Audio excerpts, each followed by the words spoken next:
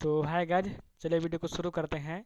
अभी मैंने जो दिया था आप लोगों को सेक्स सोशियोलॉजी का, ठीक है, उसका क्वेश्चन पेपर दिया था और 1 मार्क्स वाले क्वेश्चन को दिए थे, ठीक है।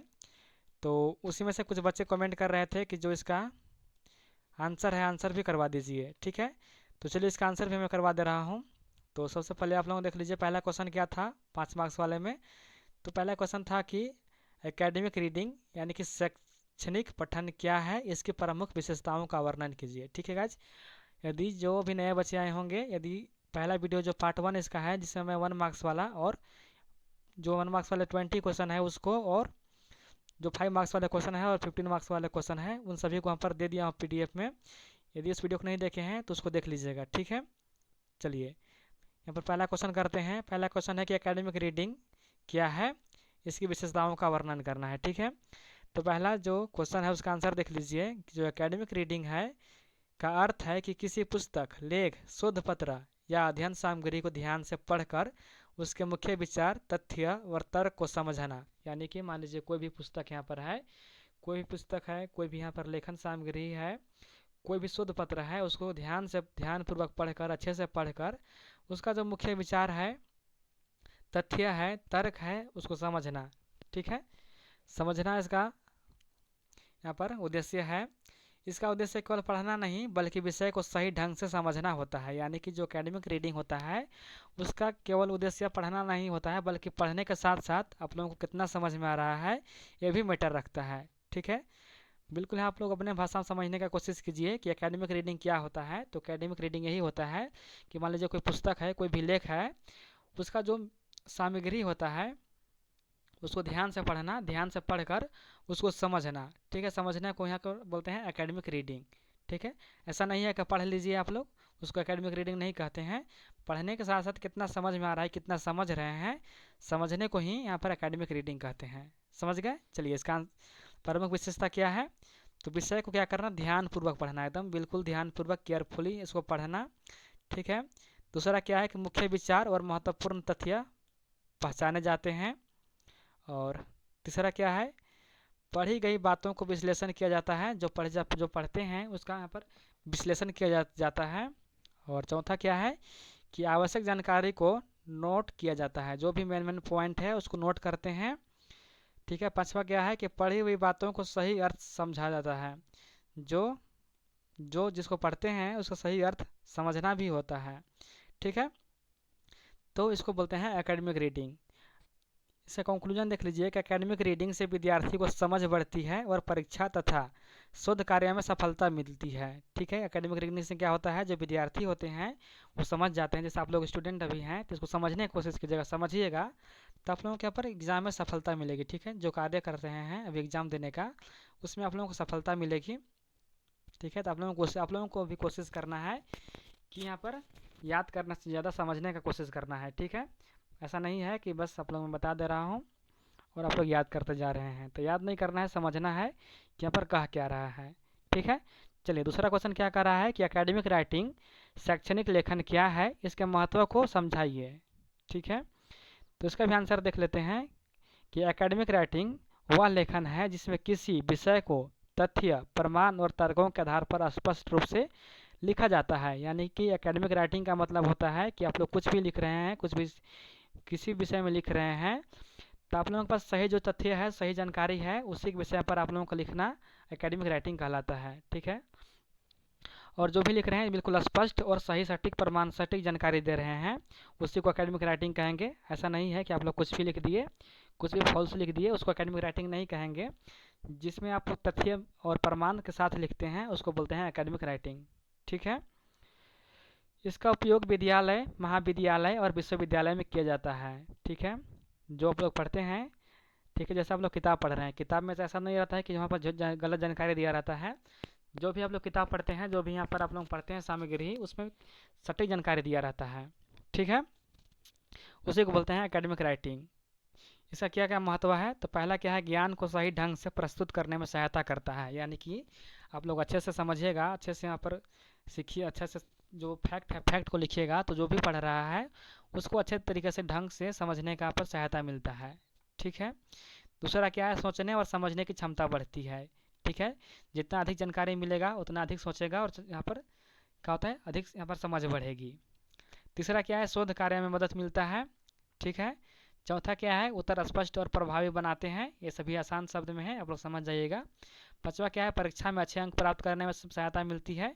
यदि आप लोग अच्छे से समझेंगे, अच्छे से पॉइंट लिखेंगे, अच्छा चीज़ लिखेंगे, अच्छा फैक्ट वाला लिखेंगे, तो आप लोगों का भी नंबर अच्छा आएगा। ठीक है, ऐसा नहीं है कि पेपर भरवाना है आप लोग कुछ भी लिख के भरवा दिए तो आप लोगों को नंबर नहीं मिलेगा। आप लोग सटीक जानकारी देते हैं तभी आप लोगों को अच्छा नंबर मिलेगा, अन्यथा नहीं मिलेगा। ठीक है, केवल पेज नहीं भरवाना है, उसमें फैक्ट भी लिखना है, तथ्य भी लिखना है। समझ गए? चलिए इसका कंक्लूजन देखते हैं क्या है कि एकेडमिक राइटिंग विद्यार्थियों को ज्ञान, भाषा और लेखन कौशल का विकास कराता है। ठीक है, तीसरा क्या है कि समरी यानी कि सारांश लिखने की प्रक्रिया का संक्षिप्त वर्णन कीजिए। जो समरी है, सारांश है, उसको कैसे लिखते हैं उसका पर संक्षिप्त वर्णन कह रहा है। तो देख लीजिए, समरी यानी कि सारांश किसी बड़े लेख या पाठ का मुख्य विचारों को संक्षेप में लिखना होता है। मान लीजिए यहाँ पर पूरा पैराग्राफ है, पूरा पैराग्राफ में दिया हुआ है, तो इसका जो मेन पॉइंट होता है, मेन फैक्ट होता है, जो मेन चीज़ होता है, उसको एक जगह पर छोटा रूप में लिखने का जो प्रक्रिया होता है उसको यहाँ पर बोलते हैं समरी। ठीक है, आप लोग इंग्लिश में लिखे भी होंगे 9th 10th 11th 12th में। ठीक है, समरी लिखने के लिए आता है, तो आप लोगों को पता होगा समरी क्या होता है।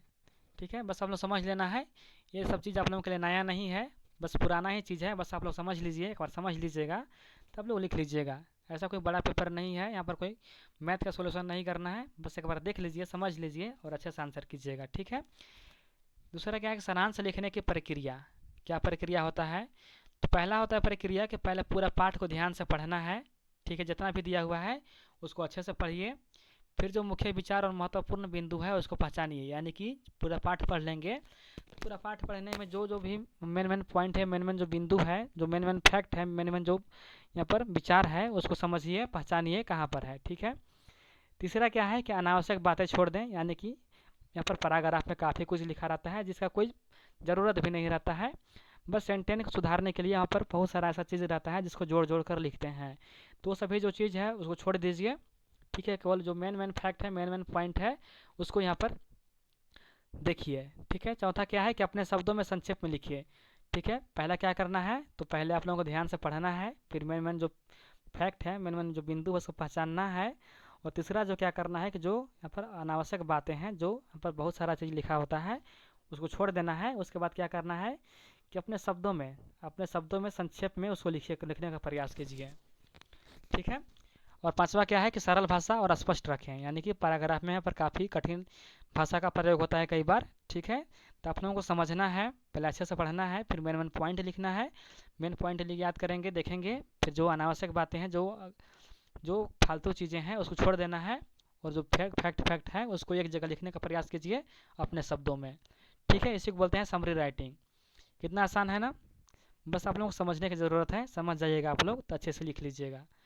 निष्कर्ष क्या है कि अच्छा सारांश छोटा, स्पष्ट और मुख्य विचारों का पर आधारित होता है। यानी कि जो अच्छा सारांश होता है, जो गुड समरी होता है, जो अच्छा समरी होता है, उसमें जितना छोटा लिखेंगे और स्पष्ट लिखेंगे, मान लीजिए छोटा शब्दों में लिखने का प्रयास कीजिएगा और स्पष्ट। ठीक है, यानी कि छोटा शब्द में क्या बताना चाह रहा है वो स्पष्ट होना चाहिए, और केवल मुख्य विचार यहाँ पर लिखा होता है, उसी को बोलते हैं समरी।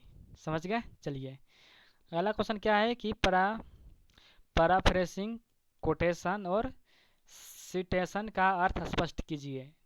तो ये सभी देख लीजिए। पहला क्या है, पैराफ्रेसिंग यानी कि पुनर्लेखन, यानी कि किसी लेखक के विचारों को अपने शब्दों में लिखना पैराफ्रेसिंग कहलाता है। यानी कि कोई भी लेखक है, कोई भी यहाँ पर विद्वान है, कोई भी यहाँ पर लिख रहा है, तो उसको समझकर अपने शब्दों में जो लिखते हैं उसको बोलते हैं पैराफ्रेसिंग। पैराफ्रेसिंग बोलते हैं यानी कि पुनर्लेखन। समझ गए किसको बोलते हैं? मान लीजिए कोई विद्वान है, कोई लेखक है, ठीक है, कोई यहाँ पर ज्ञाता है, उन्होंने कुछ भी चीज़ लिखा, उसको आप लोग अपने शब्दों में लिख रहे हैं, उसी को बोलेंगे पैराफ्रेसिंग। ठीक है, दूसरा क्या है कि कोटेशन यानी कि उदाहरण, इंग्लिश हिंदी में बोलते हैं उदाहरण, यानी कि किसी लेखक के शब्दों को बिना बदले उसी रूप में लिखना कोटेशन कहलाता है।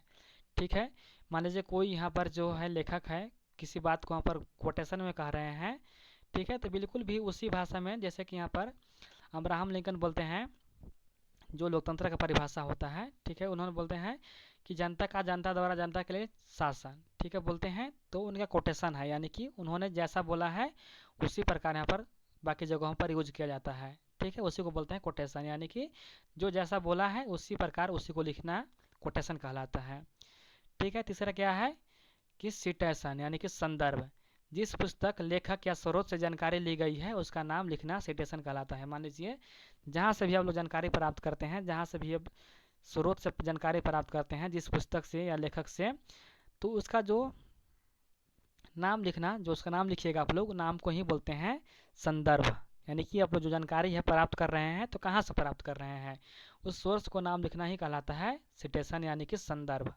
समझ गए? चलिए निष्कर्ष क्या कर रहा है कि एकेडमिक राइटिंग में पैराफ्रेजिंग, कोटेशन और सिटेशन का सही उपयोग करना आवश्यक होता है। यानी कि जब भी आप लोग एकेडमिक राइटिंग, अभी मैंने बताया कि एकेडमिक राइटिंग क्या होता है, तो उसमें यदि आप लोग पैराफ्रेजिंग हो गया, कोटेशन हो गया और सिटेशन का उपयोग सही उपयोग करना बहुत ही ज़रूरी होता है। समझ गए? चलिए क्वेश्चन नंबर 5 क्या है कि प्लेगरिज्म साहित्यिक चोर, ठीक है, क्या है, इससे बचने का उपाय लिखिए। तो देख लीजिए यहाँ पर प्लेगरिज्म क्या है। प्लेगरिज्म यानी कि साहित्यिक चोरी का अर्थ है किसी दूसरे व्यक्ति के विचार, लेख या शोध को बिना उसका नाम दिए अपना बताना। यह गलत और अनैतिक कार्य माना जाता है। मान लीजिए यहाँ पर कोई भी लेखक है, उन्होंने किसी पुस्तक की रचना किए हैं, रचना किए चाहे कुछ भी चीज़ लिखे, तो क्या करना कि उसका जो है अपना बताना, कि मान लीजिए कोई व्यक्ति यहाँ पर आता है और बोलता है कि यह मैंने लिखा है या मेरा है, तो उसी को बोलते हैं साहित्यिक चोरी, यानी कि जो उसका लिखा हुआ है, लिखा हुआ की चोरी करना साहित्यिक चोरी कहलाता है, ठीक है। आज सुबह एक बच्चा मेरे पास वहाँ पर व्हाट्सअप किया था, बोला था कि लीजिए भैया जो ये क्वेश्चन है, क्वेश्चन कादनी कहाँ से डाउनलोड किए थे, दूसरा का था, उसका वाटर मार्क लगा था, जैसे मेरा वहाँ पर देख सकते हैं वाटर मार्क लगा हुआ है, तो इसी प्रकार से उसका वाटर मार्क लगा हुआ था। उन्होंने बोला कि लीजिए हिंदी का है, हम लोगों को बता दीजिए, ठीक है, सभी के लिए बता दीजिए। तो वहाँ पर मैं ऐसा नहीं किया, क्योंकि वह जो है दूसरा सामग्री है, दूसरा स्रोत है। मैं ऐसा करूँगा, ऐसा कहूँगा कि मेरा है यह, तो ये गलत है, ठीक है। तो वह मैं चोरी नहीं किया, साहित्यिक चोरी उसको कहते हैं, मैं उसको नहीं किया। और मैं जो भी कंटेंट देता हूँ, जो भी कंटेंट देता हूँ यहाँ पर अपना देता हूँ, ठीक है, किसी का चोरी नहीं करता हूँ, बस अपना से खुद से यहाँ पर लिखता हूँ, खुद से यहाँ पर समझने की कोशिश करता हूँ और खुद से एनालिसिस करता हूँ कि आप लोगों के एग्जाम के दृष्टिकोण से कौन सा क्वेश्चन जो है बहुत महत्वपूर्ण है, कौन आने की संभावना है, ठीक है। और कई बच्चे यहाँ पर कमेंट करके बात कहते हैं कि भैया ऐसा क्वेश्चन दे दीजिए जो एग्जाम में डायरेक्ट मैच हो जाए, ठीक है गाइज। तो मैं यहाँ पर बता दूँ कि मैं क्वेश्चन यहाँ पर सेट नहीं कर रहा हूँ, और सेट भी करूँगा तो मैं आप लोगों को नहीं दूंगा, क्योंकि मेरे ऊपर केस हो जाएगा, ठीक है। अभी आप लोगों ने देखा कि धर्मेंद्र प्रधान थे, उन्होंने इसी की वजह से इस्तीफा मांगा गया, क्योंकि उनके जो कह सकते हैं कि उसका जो कार्यकाल में बहुत सारा पेपर लीक हो गया, ठीक है। तो इसी कारण जो जनजी लोग थे, ठीक है, जो जनता लोग थे और कॉकरोच पार्टी के जो फाउंडर थे अभिजीत दीप के, सभी लोग मिलकर क्या किए कि जो धर्मेंद्र प्रधान थे, जो शिक्षा मंत्री थे भारत के, उसका इस्तीफा मांग लिए, ठीक है। तो ऐसा मैं नहीं करूँगा कि दूसरा के यहाँ पर लाऊंगा और यहाँ पर दूसरा का कंटेंट दे दूंगा, ठीक है, ऐसा मैं नहीं करता हूँ, बस बिल्कुल अपने से सब चीज़ सेट करता हूँ, ठीक है। इसी कारण से कई बार देरी हो जाता है, मुझे समझता हूँ, मैं पहले से पहले देखता हूँ कि कौन सा जो क्वेश्चन है, कौन सा जो इम्पोर्टेंट है, उसको देखने का प्रयास करता हूँ, ठीक है। इसी कारण से कभी कभी देरी भी हो जाता है, तो आप लोग गुस्साइएगा मत, क्योंकि मैं अकेले हूँ और सारा चीज़ मैं अकेले मैनेज करता हूँ, तो यहाँ पर देरी थोड़ा सा होगा ही होगा, ठीक है। और इसके अलावा मैं अभी पढ़ाई भी कर रहा हूँ, तो इसमें भी मैं अपना ध्यान देता हूँ पढ़ाई में भी, तो मेरे पास समय काफ़ी कम बच जाता है, इस कारण से मैं आप लोगों के लिए वीडियो कम बना पाता हूँ, ठीक है। कोई नहीं, चलिए शुरू कर, चलिए बताते हैं, चलिए बताते हैं, जितना हो रहा है हो जाएगा। और मैं करा भी दूंगा आप लोगों के एग्ज़ाम के लिए, अच्छे से तैयारी करवा दूंगा और सभी का अच्छा नंबर भी आएगा। बस आप लोग जितना मैं दे रहा हूँ उतना पढ़ लीजिएगा, समझ लीजिएगा, ठीक है। और बस इतना ही, चलिए आगे देखते हैं। तो देखिए जो साहित्यिक चोरी है, मैं अभी बताया कि जो बच्चा था उसमें दे रहा था पीडीएफ कि वो लीजिए इसका वीडियो बना दीजिए, तो इस प्रकार से करना साहित्यिक चोरी होता है। किसी दूसरे का जो कंटेंट है उसको चुरा कर अपना बताना, ये गलत है, इसी को बोलते हैं साहित्यिक चोरी, ठीक है। इससे बचने के उपाय क्या क्या हैं, तो हमेशा स्रोत, जो सोर्स का नाम लिखा होता है उसको ध्यान दीजिए, उसको लिखिए, ठीक है। जो भी आप सोर्स दे रहे हैं, जैसे मैं अब सोर्स दे रहा हूँ, तो मैं यहाँ पर देखिए वाटर मार्क लगा दिया हूँ, ताकि कोई भी पीडीएफ ले तो यहाँ पर मेरा जो चैनल का नाम है वो चल जाए।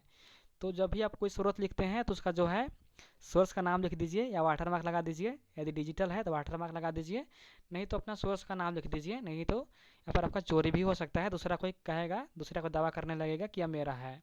ठीक है, तो इसका बचने का उपाय पहला यही है कि स्रोत का नाम लिखिए। दूसरा क्या है कि अपने शब्दों में उत्तर लिखें। और तीसरा क्या है, उदाहरण देते समय लेखक का नाम आवश्यक लिखें। जो भी उदाहरण दे रहे हैं, जिसका लेखक का नाम उदाहरण दे रहे हैं, उसका लेखक का नाम भी लिखना है। चौथा क्या है कि किसी का लेख का ज्यों का त्यों कॉपी नहीं करना है। मान लीजिए किसी का चुरा भी रहे हैं, किसी का कॉपी भी कर रहे हैं, पहला बात तो ऐसा करना बहुत ही गलत बात है, ऐसा मत कीजिएगा आप लोग, मैं बता दे रहा हूँ, ऐसा मत कीजिएगा। यदि करते भी हैं ऐसा है तो ज्यों का त्यों मत कॉपी कीजिए। ठीक है, कहीं कहीं बदलाव कीजिए, थोड़ा बहुत बदलाव कीजिए। ठीक है, ऐसे करने से थोड़ा छिप सकता है। अब यदि ज्यों का त्यों कॉपी करके ले लाएंगे तो यहाँ पर पता चल ही जाएगा कि यह चोरी किया हुआ है। ठीक है, पांचवा क्या है कि सही सिटेशन का प्रयोग करें। ठीक है, जो सिटेशन होता है उसका सही प्रयोग करना है। ठीक है, बस 5 उपाय देख लीजिए, आप लोग इतना लिख दीजिएगा। आप लोगों का 5 मार्क्स में 4 नंबर कहीं नहीं जाने वाला है। बस इतना मैं बता रहा हूँ, उतना आप लोग लिखते जाइएगा। ठीक है, निष्कर्ष देख लिए, प्लेगरिज्म से बचाव हर विद्यार्थी को जिम्मेदारी है। ईमानदारी से किया गया लेखन ही अच्छा शैक्षणिक लेखन माना जाता है। आप लोग भी एग्जाम लिखेंगे तो चोरी करके नहीं लिखना है, अच्छे से लिखना है। बिल्कुल जितना पढ़ के जा रहे हैं आप लोग उतने लिखने का प्रयास कीजिएगा। चाहे आप लोगों का नंबर कम आए, कोई मैटर नहीं करता है, बस आप लोग अपना ही कंटेंट लिखने की कोशिश कीजिएगा। ठीक है, चोरा कर मत लिखिएगा, चोरा कर लिखेंगे तो आप लोगों को नंबर भी कम मिलेगा। ठीक है, तो गाइस देख लिए 5 मार्क्स का क्वेश्चन देख लीजिए। 15 मार्क्स वाला जो क्वेश्चन है उसका आंसर मैं यहाँ पर दे रहा हूँ पीडीएफ में, पीडीएफ डाउनलोड कर लीजिएगा। मैं पीडीएफ दे दूँगा डिस्क्रिप्शन में, वहाँ से डाउनलोड कर लीजिएगा। ठीक है, और किसी भी प्रकार से कोई डाउट हो तो कमेंट करके पूछ सकते हैं। मैं हर एक बच्चा कमेंट पढ़ता हूँ और हर एक बच्चा का रिप्लाई भी देता हूँ। यदि आप लोग कमेंट करते होंगे तो आप लोगों को पता है कि आप लोग कोई भी सवाल पूछते हैं, कैसा भी सवाल पूछते हैं, जो भी जानकारी चाहते हैं आप लोग, मैं सभी को बताने का प्रयास करता हूँ। ठीक है, और यदि किसी बच्चे का इसका जो नोट है वो इंग्लिश में चाहिए तो व्हाट्सअप कर दीजिएगा। मेरा नंबर लिख लीजिए 9301483451। ठीक है गाइज, और जिसका जो आप लोगों का एग्ज़ाम हुआ है माइनर मेजर का, उसका प्लीज़ इस नंबर पे व्हाट्सअप कर दीजिएगा अपना क्वेश्चन पेपर। ठीक है, व्हाट्सअप कर दीजिएगा, इस नंबर पे व्हाट्सअप कर दीजिएगा। ठीक है, और जो सेक का एग्ज़ाम होगा उसका भी क्वेश्चन यहाँ पर व्हाट्सअप कर दीजिएगा। ठीक है, तो और बस इतना ही, आप लोग आंसर देख लीजिएगा। इधर आप लोगों का समय काफ़ी कम है, आज 78 भी ख़त्म हो गया और आप लोगों का कल एग्ज़ाम है, तो आप लोग ज़्यादा कुछ पढ़ने का कोशिश मत कीजिएगा। मैं जितना दे रहा हूँ बस उतना आप लोग कर लीजिएगा, आप लोगों का नंबर अच्छा आ जाएगा। ज़्यादा कुछ पढ़ने का कोई ज़रूरत नहीं है। ठीक है, और यदि किसी प्रकार से कोई डाउट हो तो आप लोग कमेंट कीजिएगा। और मैं बता दूँ एक बात और कि आप लोग हिंदी में मांगेंगे पीडीएफ इसका तो मैं नहीं दूंगा इस व्हाट्सअप नंबर से। ठीक है, क्योंकि मैं इसका हिंदी जो पीडीएफ है वो डिस्क्रिप्शन में दे रहा हूँ, आप लोग वहाँ से डाउनलोड कर लीजिएगा। ठीक है, मैं केवल इंग्लिश वाले बच्चों को दे दूंगा इंग्लिश में नोट इस नंबर पे, हिंदी वालों को नहीं दूंगा। यदि डाउनलोड नहीं हो रहा है डिस्क्रिप्शन से तो आप लोग यूट्यूब में देखिए कि किस प्रकार से डाउनलोड करते हैं, डिस्क्रिप्शन से पीडीएफ देकर सीख लीजिए। ठीक है, और इसका जो पार्ट 1 वीडियो है, पार्ट 1 वीडियो का भी मैं लिंक दे दूंगा नीचे इसी वीडियो के डिस्क्रिप्शन में, आप लोग वहाँ से पार्ट 1 को भी देख सकते हैं यदि नहीं देखे हैं तब। ठीक है, बस इतना ही आज के लिए, धन्यवाद।